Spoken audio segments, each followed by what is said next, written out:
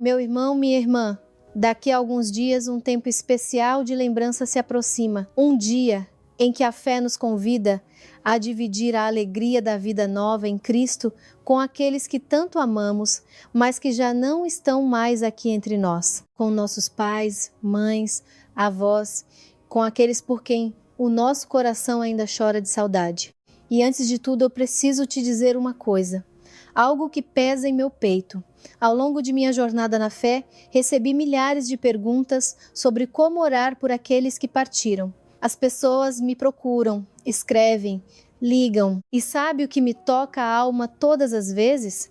É que 9 em cada 10 pessoas, movidas pelo mais puro amor, cometem erros ao lembrar de seus entes queridos. Às vezes, são erros pequenos, mas outras vezes são erros que, como alguém que partilha a fé, eu não posso me calar. As pessoas fazem isso por amor, com a melhor das intenções, mas por não saberem, acabam fazendo coisas que não ajudam a alma de quem partiu e que podem, de alguma forma, atrapalhar. Tem gente que coloca um copo com bebida alcoólica e um pedaço de pão ao lado do retrato, acreditando de coração que é assim que se faz. Outros preparam uma mesa de comida que mais parece uma festa e 1 hora depois todos já se esqueceram por quem estavam ali reunidos. Há quem deixe comida sobre o túmulo, achando que cumpriu seu dever, e há aqueles que, pelo contrário, não fazem nada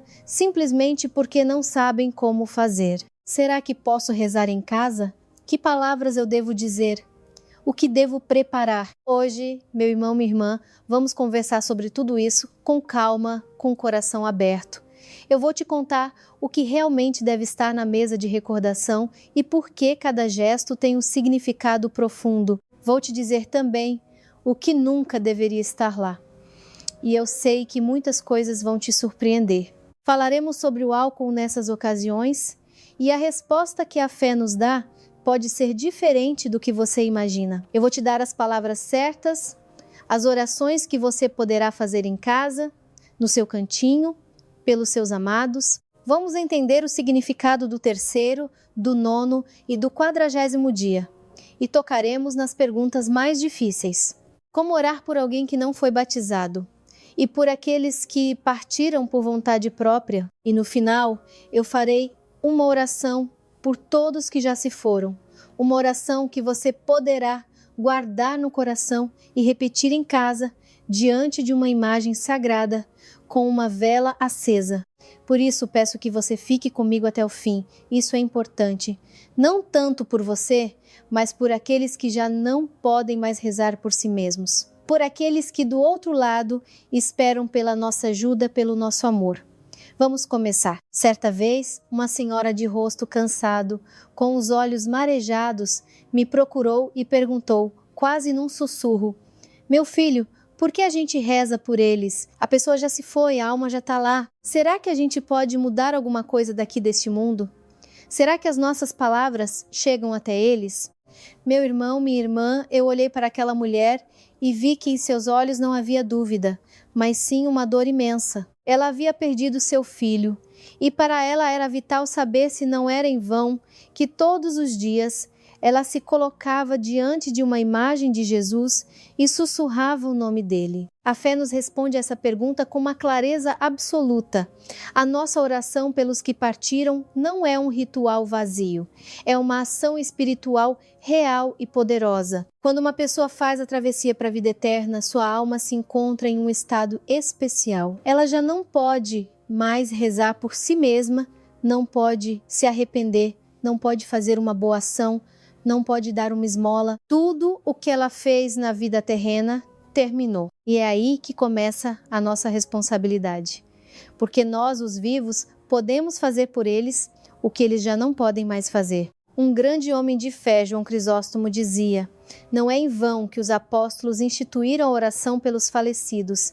Eles sabiam o grande bem que isso lhes trazia. Quando oramos por alguém, quando pedimos por sua alma na igreja, quando fazemos um ato de caridade em seu nome, nós estamos estendendo a mão através do abismo que separa os dois mundos. E essa mão, acredite, alcança o seu destino. Rezar por quem partiu é um ato de amor, um amor que é mais forte que a separação, mais forte que a distância.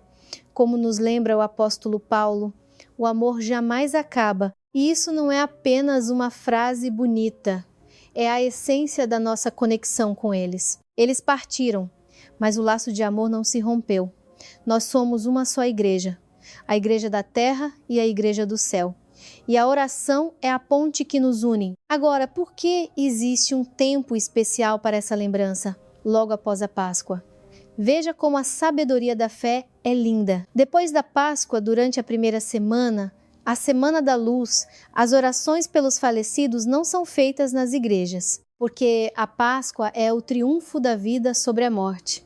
É uma alegria tão imensa que até a tristeza se afasta por um tempo. Mas, passada essa semana, chega o momento da alegria da lembrança. O próprio nome vem da palavra alegria. Nós vamos ao encontro de quem partiu não para chorar, mas para compartilhar com eles a grande notícia. Cristo ressuscitou e, por isso, os nossos amados não estão no esquecimento, nem na escuridão.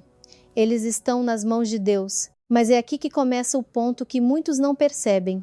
A oração só traz benefício para a alma quando é feita da forma correta, quando é cheia de fé e não de superstição, quando a mesa é simples e cheia de significado, e não um banquete de ostentação. E é sobre isso que vamos falar agora. É impressionante como um gesto tão antigo como preparar uma comida simbólica para a mesa de recordação carrega um significado tão profundo que, quando eu explico, as pessoas ficam em silêncio, emocionadas. A maioria das pessoas ou não prepara nada, ou faz por fazer, sem entender o que há por trás de cada detalhe. Vamos começar pelo principal. Uma comida simples, feita de grãos, como um arroz doce ou um trigo cozido, não é apenas um alimento, é um símbolo que a nossa fé guarda há séculos. Os grãos de trigo, por exemplo, são a imagem da ressurreição. Lembre-se das palavras do próprio Senhor Jesus. Se o grão de trigo caindo na terra não morrer, fica ele só, mas se morrer, dá muito fruto. O grão cai na terra, parece que ele morre, mas dele nasce uma nova vida. Da mesma forma, o corpo da pessoa é entregue à terra, mas a alma está viva.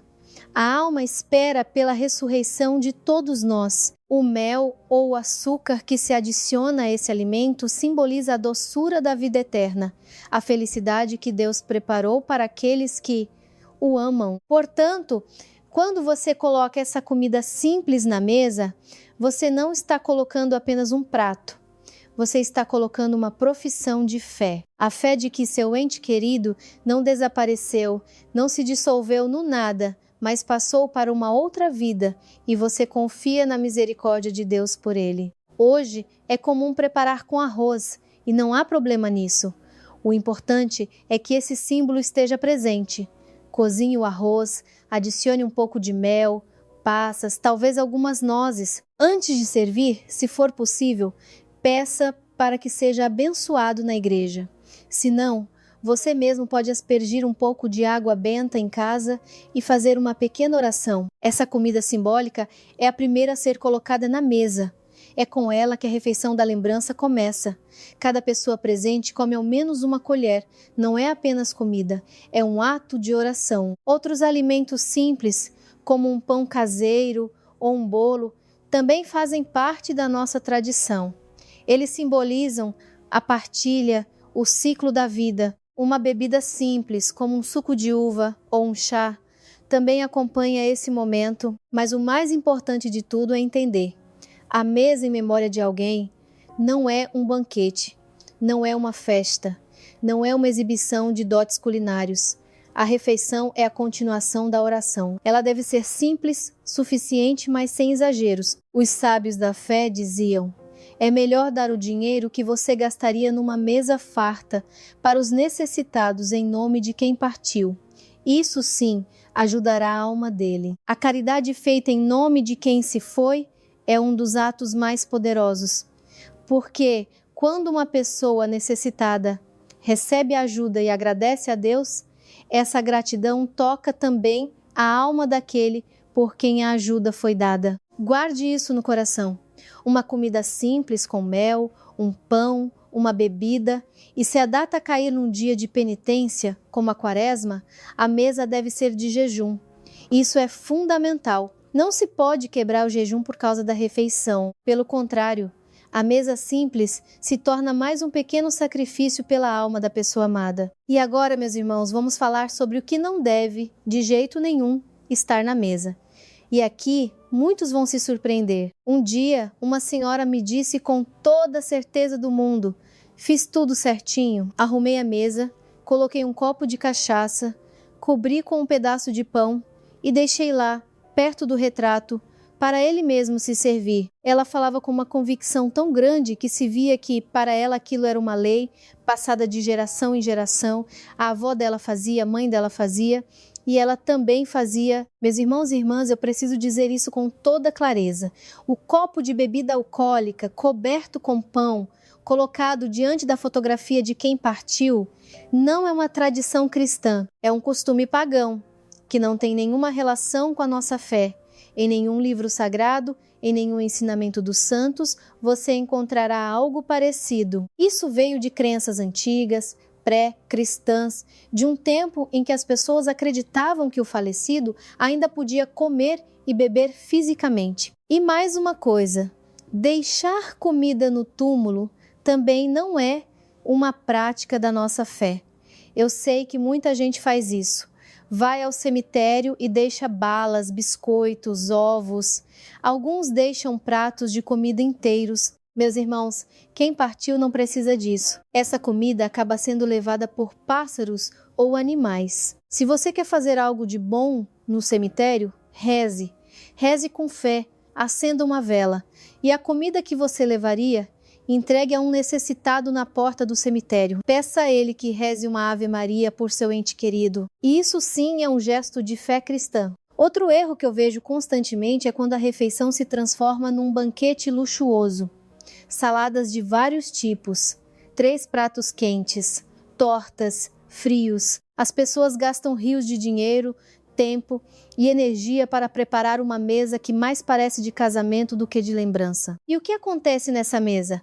No começo falam do falecido, depois falam do trabalho, depois dos vizinhos, depois da política, e 1 hora depois ninguém nem se lembra mais por que se reuniu. Um sábio da fé chamado Teófano, o recluso, disse: a refeição em memória de alguém deve ser tal que ao se levantar da mesa, você sinta um espírito de oração e não um peso no estômago. Que palavras certeiras! A simplicidade da mesa não é sinal de pobreza ou avareza, mas de sobriedade espiritual.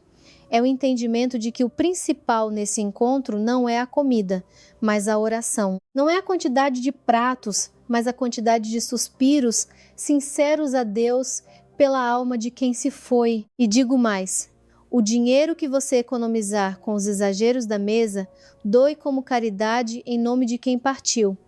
Ajude alguém a pagar uma conta. Compre comida para uma senhora sozinha. Leve roupas a um abrigo. Isso trará um benefício incomparavelmente maior para a alma do seu amado do que a mesa mais farta. Lembre-se, nada de bebida alcoólica perto do retrato, nada de comida no túmulo, nada de banquetes. Simples, com oração e com amor. Mas aqui surge a pergunta que talvez seja a mais comum de todas. E o vinho? Nem um pouco de vinho pode? Afinal, até na igreja se usa o vinho na Santa Missa. Vamos esclarecer isso com cuidado, porque a resposta da fé é, de fato, surpreendente para muitos. Qual o mistério? Por que em uma paróquia o padre diz rigorosamente nada de álcool, enquanto em outra o sacerdote abençoa com calma um cálice de vinho tinto? Qual deles está certo? Vamos por partes. O que é unânime e indiscutível? Vodka, cachaça e qualquer bebida destilada forte não são abençoadas pela Igreja para estas ocasiões. Ponto final. Não há diferentes opiniões aqui. Nenhum sacerdote em sã consciência dirá: sirvam bebida forte, faz bem, porque o álcool forte faz uma coisa terrível com esses encontros. Ele mata o seu sentido. Eu vi isso centenas de vezes. Começa de forma respeitosa. As pessoas sentadas, lembrando do falecido, alguém enxuga uma lágrima. Um primeiro gole em silêncio, um segundo. No quinto, a conversa já é outra. As vozes ficam mais altas, os assuntos mudam, alguém ri alto, outro começa a discutir. E aquilo já não é mais uma oração, é uma reunião social com um motivo triste. E a alma de quem partiu, ela esperava oração, não isso. Agora sobre o vinho. Aqui sim, existe uma nuance. A igreja não proíbe a presença de vinho tinto na mesa. Ele é permitido em quantidade moderada.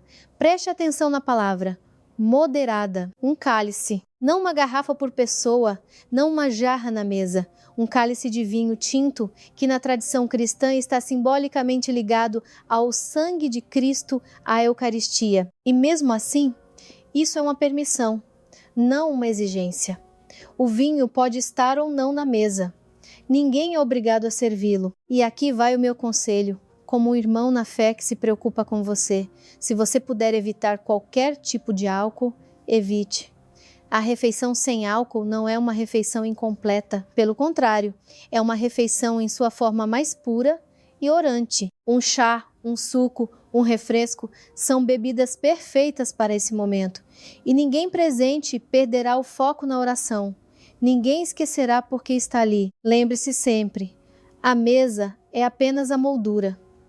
O quadro, a essência, o coração do momento é a oração. E agora vamos para a parte mais importante de todas. Que orações você pode fazer em casa por seus entes queridos? Escute com atenção, porque isso é algo que você pode começar a fazer hoje mesmo. Muitas pessoas vivem com a ideia de que só se pode rezar de verdade por quem partiu dentro da igreja. Que se não for possível ir à missa, acender uma vela, colocar o nome na intenção, então tudo está perdido. A alma do seu amado fica sem ajuda. Meu irmão, minha irmã, isso não é verdade. E eu quero que você ouça isso com toda a clareza do seu coração. A oração feita em casa tem um valor imenso. Sim, a oração na liturgia da igreja, na Santa Missa, é a ajuda mais poderosa que podemos oferecer. Mas se você não pode ir à igreja por motivo de saúde, por morar longe, por qualquer circunstância da vida, Deus vê o seu coração. E a oração feita em casa, diante de uma imagem sagrada, com lágrimas e amor, chega até Ele. Então, que orações podemos e devemos fazer em casa? Primeiro, a oração mais simples e curta. Guarde essas palavras. Dai-lhe, Senhor, o descanso eterno e a luz perpétua o ilumine. Descanse em paz. Amém. Você pode dizer isso a qualquer hora do dia, de manhã à noite. Cada vez que a saudade apertar e você se lembrar da pessoa, não apenas suspire. Diga essas palavras, leva apenas alguns segundos, mas para a alma de quem partiu, não tem preço. Segundo, rezar o Salmo 130, 129, conhecido como De Profundis. É uma das formas mais antigas e profundas de oração em casa. Das profundezas eu clamo a vós, Senhor, escutai a minha voz. Vossos ouvidos estejam atentos à voz da minha súplica. Se levardes em conta as nossas faltas, quem poderá subsistir? Mas em vós se encontra o perdão, para que sejais temido com respeito. Eu espero no Senhor. Minha alma espera em sua palavra. Minha alma espera pelo Senhor, mais do que o vigia pela aurora. Pois no Senhor se acha misericórdia, e com Ele é abundante a redenção. Ele vai resgatar Israel de todas as suas iniquidades. Ao final diga, dai-lhe, Senhor, o descanso eterno. Terceiro, o terço ou o rosário. Rezar o mistério do terço, oferecendo pelas almas, especialmente os mistérios dolorosos, unindo a nossa dor à dor de Cristo e de Maria. A cada Santa Maria, Mãe de Deus, você pode acrescentar no coração, rogai por nós, pecadores, e pela alma de, diga o nome. O princípio mais importante, meu irmão, minha irmã, é este. A oração é o presente mais valioso que você pode dar a quem partiu, mais caro que qualquer túmulo de mármore, qualquer coroa de flores, qualquer mesa farta. As flores murcham, o túmulo racha com o tempo, a comida acaba. Mas a oração é eterna. Ela alcança o coração de Deus e toca a alma do seu amado. Não despreze esse dom. E agora uma pergunta muito comum. Posso fazer uma celebração em casa, sem um padre ou pastor?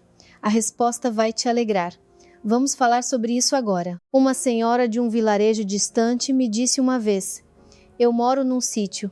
A igreja mais próxima fica a 40 quilômetros.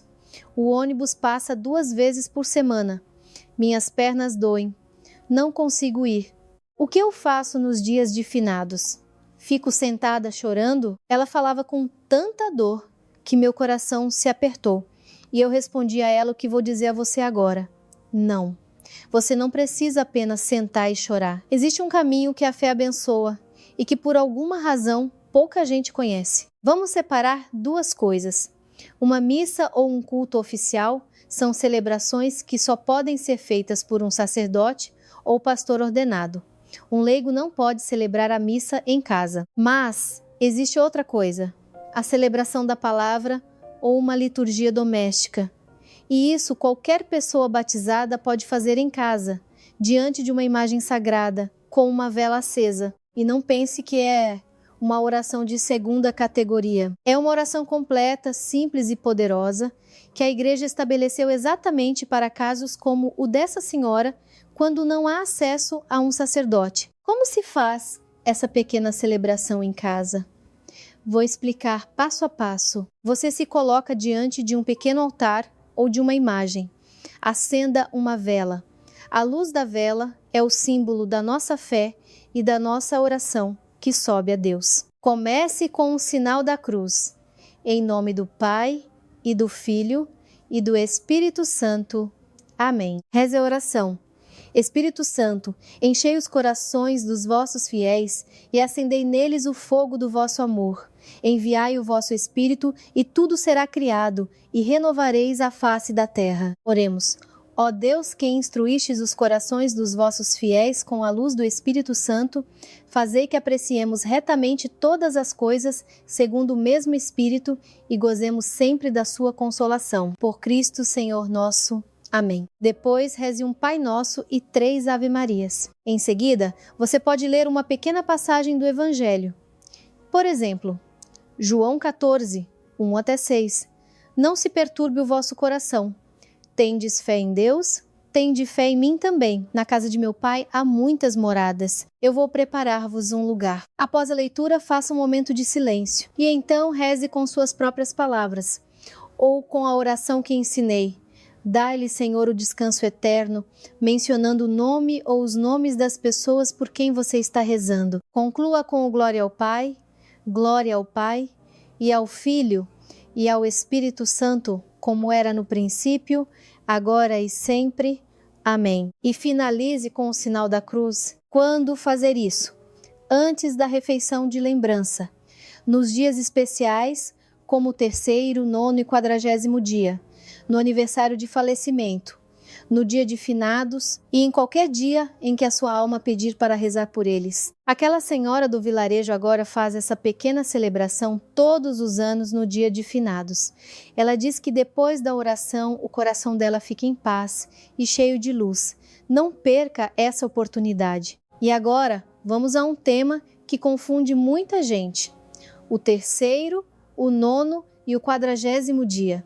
Por trás desses números se esconde algo que todo cristão precisa saber. Você já parou para pensar?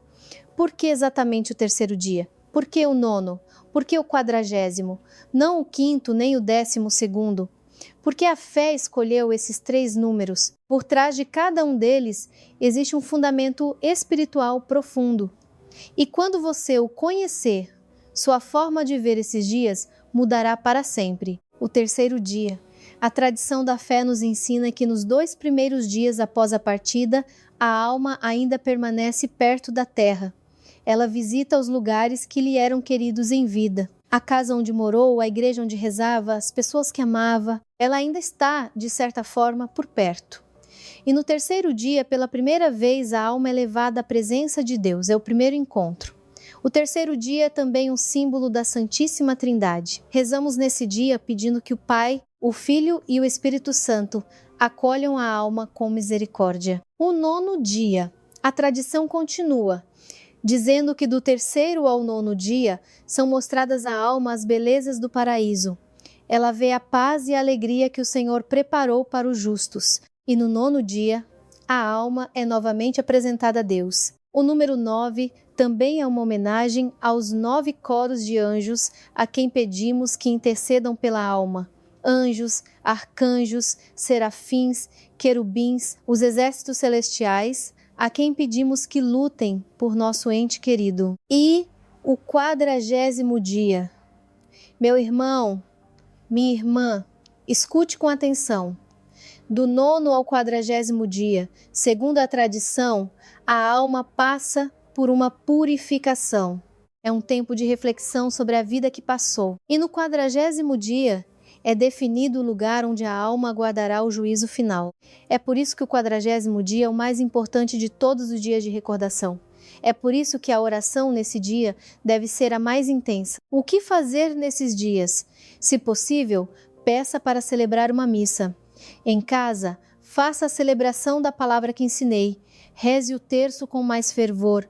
Faça um ato de caridade especial. Reze com todo o seu coração, porque segundo a fé, é um momento decisivo para a alma. O aniversário de falecimento também é um dia especial de oração, todos os anos. Um ponto importante: se uma dessas datas cair na Semana Santa, antes da Páscoa, as orações e refeições são transferidas para depois. Mas em casa, em silêncio, no seu coração, você sempre pode rezar. O amor não tem calendário. E agora nos aproximamos das perguntas mais difíceis, aquelas que me fazem em voz baixa, com lágrimas nos olhos e tremor na voz. As pessoas esperam todos ir embora. E quando estamos a sós, elas perguntam. E nos olhos delas eu vejo uma dor e uma confusão tão grandes que percebo que elas carregam aquilo por meses, talvez anos. Elas tinham medo de perguntar, medo de ouvir a resposta, mas não aguentam mais o silêncio. Primeira pergunta: os não batizados. Meu pai nunca foi batizado. Ele era um homem bom, honesto, mas não ia à igreja e não quis o batismo. Posso rezar por ele? A situação é esta. Na liturgia oficial da igreja, na missa, não se pode mencionar o nome dos não batizados. Isso não é crueldade. É uma regra da igreja, da qual a pessoa em vida não quis fazer parte. A igreja reza por seus membros, aqueles que pelo batismo se tornaram parte do corpo de Cristo. Mas isso é na igreja. Em sua casa, na sua oração pessoal, você pode e deve rezar pelos seus entes queridos não batizados. Existe uma oração especial, inspirada por um santo homem chamado Leão de Optina, que diz: Buscai, Senhor, a alma perdida do vosso servo, diga o nome. Nessa oração, pedimos que Deus, em sua infinita misericórdia, tenha piedade de quem, em vida, não conheceu a fé verdadeira. Você pode rezar assim todos os dias, em silêncio, diante de uma imagem, confiando na misericórdia sem limites de Deus. E mais, você pode fazer caridade em nome deles. É uma forma de oração muito poderosa. Segunda pergunta, a mais pesada de todas: aqueles que tiraram a própria vida. Meus irmãos, eu imagino a ferida que isso causa nos familiares. É uma dor misturada com culpa, com perguntas sem respostas, com medo pela alma da pessoa amada. A posição da igreja é que para aqueles que, de forma consciente, interromperam a própria vida, não há cerimônia fúnebre oficial. Essa é a regra canônica. Mas escute com muita atenção. A oração doméstica por essas almas é possível, com a bênção de um sacerdote ou conselheiro espiritual. Procure um padre, um pastor, um guia e conte a sua história. Peça bênção para rezar em casa. Na imensa maioria dos casos, ele a dará, porque nós não conhecemos todas as circunstâncias. Não sabemos o que se passava na alma da pessoa no último momento. Não sabemos se o ato foi totalmente consciente ou se a pessoa estava num estado em que sua vontade estava obscurecida pela dor. Só Deus sabe. E existe também uma oração inspirada naquele mesmo homem de fé para essas situações. Terceira pergunta: e se eu não sei se a pessoa foi batizada? Isso acontece muito. Parentes distantes, pessoas mais velhas. Nesses casos, o meu conselho é: converse com um sacerdote. Explique a situação. Mas na sua oração pessoal, em casa, você pode rezar por qualquer pessoa. A sua oração é a sua conversa com Deus, e Deus sabe de tudo. Ele conhece cada alma pelo nome. E antes da nossa oração final, eu digo a você, nunca se desespere. A misericórdia de Deus é infinitamente maior do que podemos imaginar. Nossa oração nunca é em vão. Mesmo que não vejamos os resultados, mesmo que pareça que nossas palavras se perdem no vazio, não é assim. O Senhor ouve cada palavra. E agora, para todos vocês, vamos fazer juntos uma oração completa em casa. Se você me ouve agora e sabe que não poderá ir a uma igreja nos próximos dias, não se desespere. Não pense que você não pode fazer nada. Não pense que seus entes queridos ficaram sem ajuda. Isso não é verdade. O Senhor não está preso às paredes de um templo. Ele está em todo lugar. Ele ouve a oração dita numa casa simples no interior com a mesma clareza que ouve a oração dita numa grande catedral.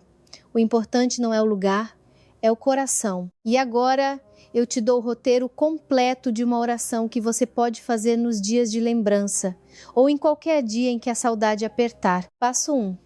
Prepare o lugar. Fique diante de suas imagens sagradas. Acenda uma vela ou uma lamparina. Passo 2. Faça o sinal da cruz e comece a pequena celebração que ensinei anteriormente, com o Pai Nosso, as Ave-Marias e a leitura do Evangelho. Não tenha pressa, diga cada palavra com o coração. Passo 3. Se tiver força e tempo, reze o mistério do terço, oferecendo pelas almas de quem você ama. Passo 4. Conclua sua oração. Diga: dai-lhe, Senhor, o descanso eterno, e a luz perpétua os ilumine, e liste o nome de todos por quem você quer rezar. Depois, acrescente com as suas próprias palavras o que está no seu coração. Peça a Deus por eles como um coração que ama sabe pedir. Passo 5. Depois da oração, partilhe a comida simbólica com sua família, de forma simples e silenciosa. Lembre-se deles com palavras de carinho. Conte aos seus filhos ou netos sobre eles. Manter a memória viva também é uma forma de amor. Passo 6. Faça um ato de caridade em nome deles. Ajude um necessitado, alimente quem tem fome e, ao ajudar, diga em seu coração: Senhor, aceita este gesto pela alma do teu servo. Diga o nome. E agora, meu irmão, minha irmã, eu quero rezar com você. Se for possível, fique de pé. Acenda uma vela, faça o sinal da cruz e repita em seu coração junto comigo: Senhor nosso Deus, Pai de infinita misericórdia, nós os pedimos pelas almas dos vossos servos e servas que chamastes deste mundo. Concedei-lhes o descanso eterno no lugar da luz e da paz. Lembrai-vos, Senhor, de nossos pais e mães, de nossos avós, de nossos irmãos e irmãs, de nossos parentes e amigos, e de todos os que partiram na vossa fé. Perdoai-lhes todas as suas faltas, as que cometeram por palavra, por ato ou por omissão, e concedei-lhes o reino dos céus. Que no sono abençoado encontrem o descanso eterno. Dai-lhes, Senhor, o descanso eterno, e que a memória deles seja eterna. Com os justos que já partiram, dai repouso, ó Salvador, às almas dos vossos servos, guardando-as na vida bem-aventurada, que vem de vós, ó amigo da humanidade. No vosso lugar de repouso, Senhor, onde todos os vossos santos descansam, dai repouso também às almas dos vossos servos, porque só vós sois imortal. Glória ao Pai, e ao Filho, e ao Espírito Santo. Vós sois o Deus que desceu aos abismos e libertou os prisioneiros. Vós mesmo dai repouso às almas dos vossos servos, agora e sempre, e por todos os séculos dos séculos. Amém. Ó Virgem pura e imaculada, que destes à luz a Deus sem semente, rogai pela salvação de suas almas. Amém. Meus irmãos, eu peço que vocês guardem esta oração e a rezem com frequência. Todos os dias, se possível, ao levantar ou antes de dormir. E especialmente nos dias de finados, nos aniversários de partida. Lembrem-se, aqueles que vocês amam estão perto. Eles não desapareceram. Eles apenas passaram para uma outra vida. E a única coisa com que podemos ajudar, Luz daqui é com a nossa oração, a nossa caridade e o nosso amor. Não deixe para depois, porque a alma do seu ente querido espera pela sua ajuda, pelo seu amor, agora.